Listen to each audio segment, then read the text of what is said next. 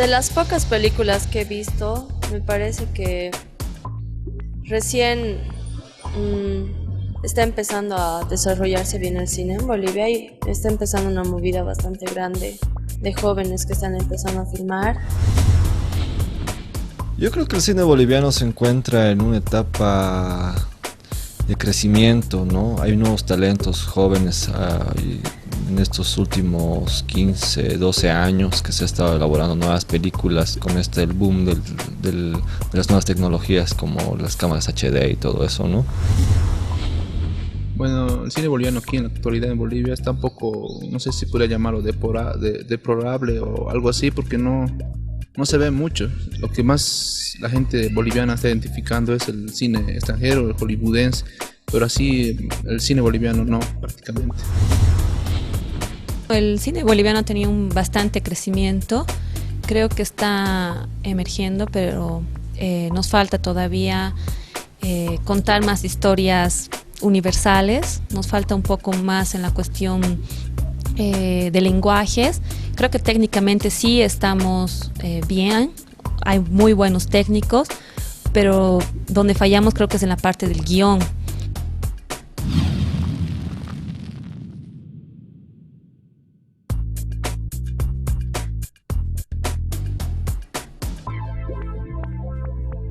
El cine en Bolivia surge obviamente con la llegada de las personas que traían películas para exhibir, y demoró muy poco. A los 2, 3 años de lo que se había inventado el cine apareció en Sudamérica y también en Bolivia. O sea, un argentino italiano trajo a Bolivia las primeras películas para exhibir, y con el tiempo posteriormente les interesó hacer algunos realizadores como Maidana y otros ya bolivianos, hacer especialmente documentales. O sea, hacían pequeños cortometrajes con documentales sobre algunos acontecimientos religiosos y políticos de la época, y ese fue, digamos, el inicio para que empiece a hacer un cine boliviano.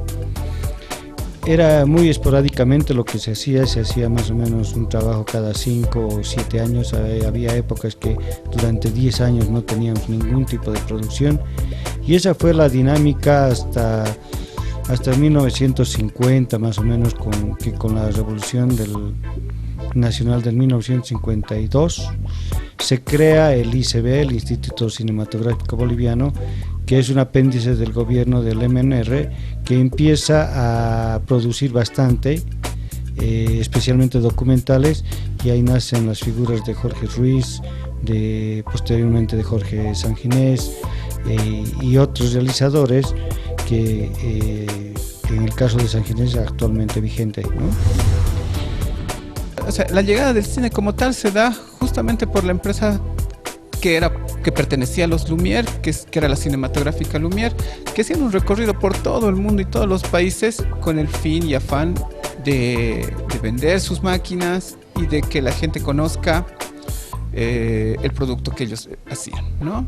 Entonces, las primeras producciones que se difundieron, que se proyectaron en La Paz, fueron en el Teatro Municipal, y fue como un compilado documental que se llamaba Retratos y Lugares de La Paz, que eran algunas tomas hechas con la cámara Lumière en la plaza principal, en la Plaza Murillo de La Paz. 2 años después, tampoco tardó mucho, ¿no? Como la tele, que tardó tantos años, ¿no? Entonces, los primeros registros que se tienen de la primera producción, de las primeras producciones hechas en Bolivia, fueron hechas por extranjeros, hechas por personeros de la cinematográfica Lumière, fueron hechas en La Paz.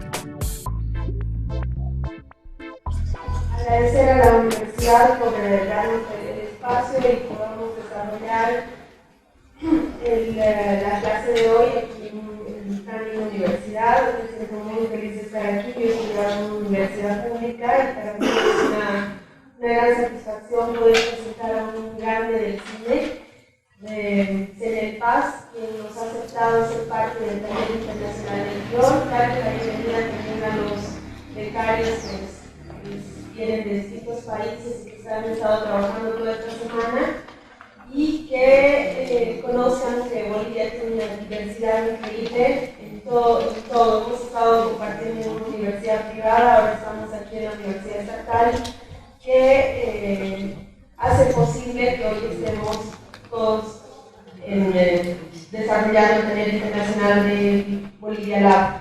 Voy a presentar a Senel Paz. Senel Paz nació en Fomento, Talento y Espíritus, en 1950, narrador, periodista y guionista de cine.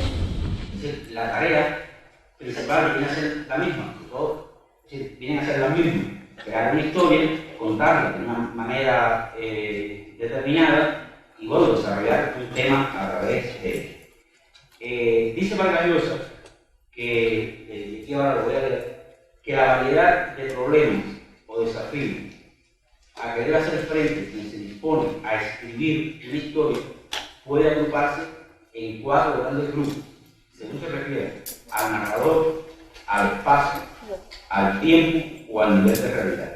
Solo 4 desafíos, y lo dice, sí, parece poca cosa, pero resulta bastante difícil.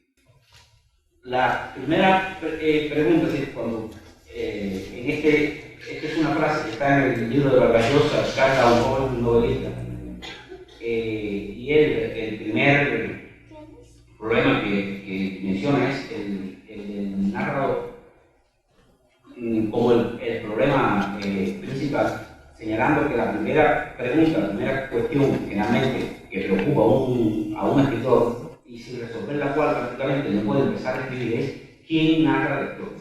Esta pregunta de quién es quien narra la historia no la escucha uno con frecuencia entre los guionistas, ¿no? Quizás porque el guionista tiene un pensamiento que viene de lo teatral y piensa su relato en términos dramaturgos, en términos de arte, puramente de representación. Sin embargo, para el escritor es importante, para que nazca su relato, para encontrar su estructura, definir quién cuenta la historia. En mi caso, hablo de un narrativo que venía de la literatura, pues para mí fue esa experiencia. Nunca me planteé cuál es el primer acto, cuál va a ser mi segundo, cuál va a ser mi tercero, sino cómo narro esta historia a partir de quién. Una novela o un cuento, nosotros no la dividimos, generalmente no la dividimos, ni nos empezamos a buscar cuál es el primer acto, cuál es el segundo, ni cuál es el tercero. Aunque se puede llevar a ese tipo de caracterización. Pero evidentemente la estructura no nace de ese pensamiento, nace de las posibilidades que va a abrir el narrador en su inmenso espectro de posibilidades. Es decir, todos sabemos que un narrador, para hacerlo, está obligado a contar su historia desde, o al menos desde una de las 3 únicas personas gramaticales: yo, él o ella. Primera, segunda y tercera. Tan simple como eso y no hay más. La pregunta es, ¿una película escapa de eso? ¿Sí? Aquí hay una afirmación: para narrar una historia la tienen que narrar desde uno de esos narradores. Si pensamos en la historia de la literatura en su conjunto, yo creo que se puede explicar la historia de la literatura como el intento, el avance, la búsqueda de la libertad a través del narrador. De los narradores omniscientes, totales, parciales, cuando comienza la literatura empieza y siempre en tercera persona, salta a la primera persona, conquista el mundo interior a través del monólogo interior, del fluido de la conciencia, luego de la multiplicidad de narradores y demás. Y que es justamente el narrador quien da la libertad fundamentalmente a la literatura, a la acción de narrar historias. Y entonces viene la pregunta que nos debe interesar: ¿qué hay narrador en el cine? ¿Hay narrador en una película? ¿Y cuál puede ser este? ¿Cómo ha luchado el cine con el el problema del narrador. La existencia de la cámara, sin la cual no puede haber, obviamente, película, parece obligar al cine al narrador en tercera persona, a un narrador en tercera persona que lo podemos clasificar en el narrador objetivo o en el narrador omnisciente personal. Esta sería la cámara si ella se limitara solamente a dar testimonio de las escenas imparcial con una cercanía. Pero el cine y la cámara, es decir, indudablemente que es muy forzado, es muy limitado. Y yo creo que el cine inmediatamente trató de hacer un narrador omnisciente, un narrador objetivo de mucha más flexibilidad, y a esto responden sobre todo los encuadres y los movimientos de cámara. Tanto los encuadres, los distintos tipos de planos, o los movimientos de cámara, todo esto uno lo puede encontrar en la literatura anterior al cine. Pero cuando la cámara se mueve, cuando la cámara se acerca, cuando la cámara detalla, está haciendo lo que hace el narrador omnisciente, que se familiariza con un personaje, que trata de penetrar el personaje, lo destaca dentro del conjunto. La película de muchos documentales, muchas veces se aconseja en muchos manuales definir el tema con antecesión. Está toda la teoría acerca de la premisa. Y yo pienso que la premisa es un poco peligrosa, porque cuando estamos al principio de nuestra historia, y todavía esta historia no ha brotado, la premisa puede ser una camisa de fuerza, y nosotros nos obligamos como que vamos a hablar de algo que hemos predeterminado o que nos han señalado. Y sin embargo, luego se ve que la historia va por otro lado, tiene otros tesoros que nosotros debemos descubrir. Yo creo que no es fácil como que de creer, pero realmente el estar confundido y no tener bien identificado no solo el tema, sino en términos argumentales, en términos de trama, por dónde va nuestra historia, es frecuente, una confusión frecuente. Otra confusión frecuente es la de confundir conflicto con problemas. Todos sabemos que el conflicto es la base energética de la historia del cine, que lo que tenemos que crear es conflicto.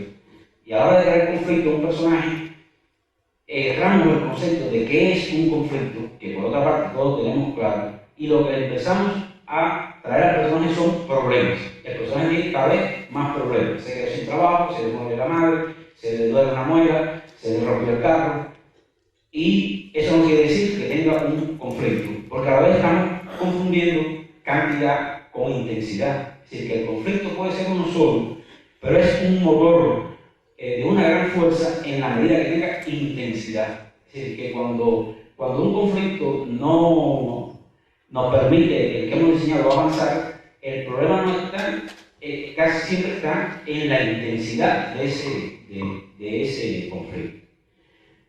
Otro problema que yo quiero detectar es el de la biografía de los personajes, que muchos autores recomiendan, y que sin lugar a dudas todos los cineastas, todos los escritores, lo mismo de la literatura, tenemos que conocer la vida de los personajes. Pero ¿cómo conocer? Si muchas veces lo hacemos desde el principio, nos sentamos y empezamos a inventarle un currículum. Nace en tal lugar, su papá está, qué sé yo, y le empezamos a predeterminar a él cómo es.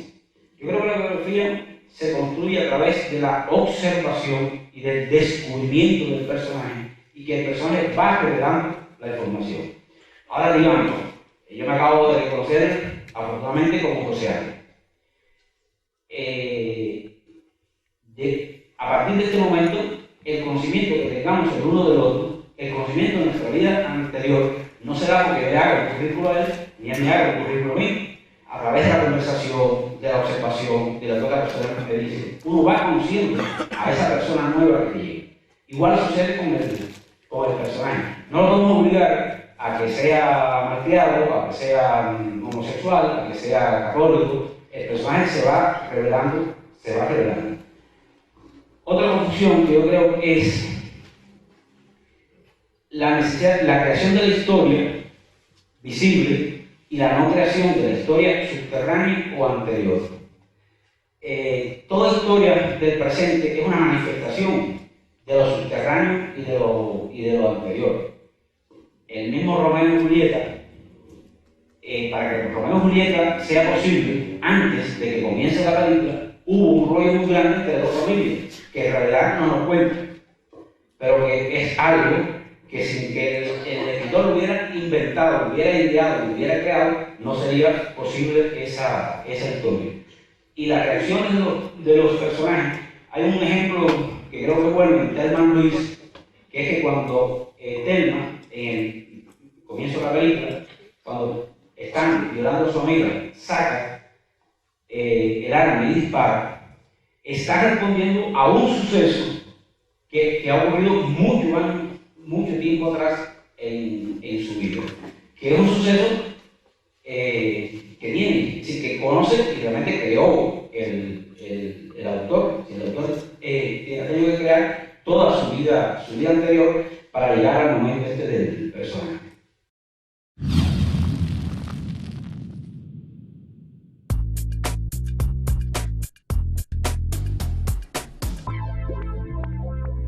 Bueno, la importancia de hacer cine en Bolivia es vernos cómo somos los bolivianos, y tiene, digamos, es un aporte muy importante que generalmente tienen todos los países fondos para fomentar su cine. En Bolivia lamentablemente no existe, y lo poco que se hace es prácticamente porque algunos realizadores juntan algún dinero y hacen sus películas. Es importante hacer cine en Bolivia porque así nos conocemos. El cine en Santa Cruz, por ejemplo, que es un cine emergente, recién está empezando a formar gente y contar historias, rescata mucho de sus tradiciones, por ejemplo, ¿no? Hay bastante cine comedia, costumbrista, que es bueno en el sentido de que también ellos se están mostrando, no solo en su ciudad, sino también a nivel nacional. Lo mismo ocurre con Oruro, están haciendo películas sobre la minería. En La Paz, que tiene una tradición, digamos que es la ciudad que más tradición cinematográfica tiene en el país, también están con sus propias cosas. Y cada región del país se está mostrando. Entonces es muy importante el cine porque nos conocemos y nos vemos. Esa es la idea, y también la posibilidad de que en otros lugares del mundo puedan ver nuestro país con nuestras ideas, con nuestras locuras, con nuestras historias. ¿Qué significa hacer cine en Bolivia? Podemos enfocarlo desde dos puntos. Uno, el significado cultural que puede tener, ¿no? Porque de hecho nos sirve como un registro de lo que es Bolivia, de lo que son los lugares, de lo que es la cultura, ¿no? Siempre cuando me preguntan el significado que tiene, pienso en eso, en que estamos documentando lo que es Bolivia, lo que ha sido Bolivia, lo que queda de Bolivia en algunos casos, ¿no? Y el ejemplo que pongo es siempre de El día que murió el silencio, que se grabó en Totora previo terremoto, y que registra algunas partes del pueblo que ya no están, o que han sido modificadas, o que han cambiado. Pero también también sirve también tiene el significado de transmitir y de difundir esa cultura, de difundir lo que es Bolivia. Varios directores se han enfocado en transmitir o en hacer que el mundo conozca, por ejemplo, la cultura aymara, las culturas andinas, ¿no? Y también un poco de lo que es Bolivia en un sentido urbano, en un sentido de tradición, de cultura, de rasgos, de identidades, etc.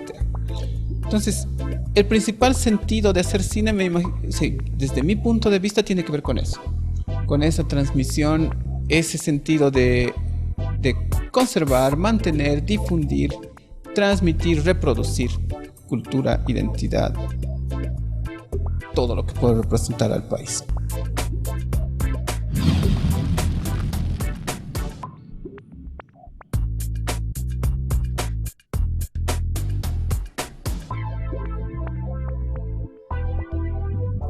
Siento que tendríamos que buscar un cine boliviano más genuino, más original. Tratamos de reproducir, las últimas producciones tratan de... pienso yo desde mi punto de vista que tratan de hacer dos cosas. Reproducir lo que se hace afuera, tratar de acercarse o parecerse más a las producciones hollywoodenses, digamos, por un lado. Y por otro tiene ese sentido de, a ver, me arriesgo y por decir que hago una película, hago lo que sea, ¿no?